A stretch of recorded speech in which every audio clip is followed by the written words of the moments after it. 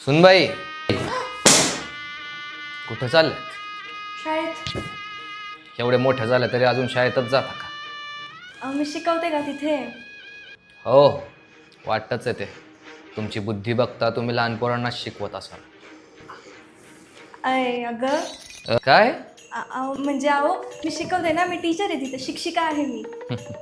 कुठे जायची गरज नाहीये, पैसा आमापे आपल्याकडे.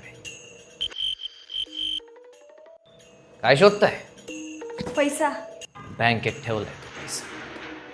अच्छा, येऊ का मग? मी थोड्या वेळात येते मी. काही गरज नाहीये म्हटलं ना.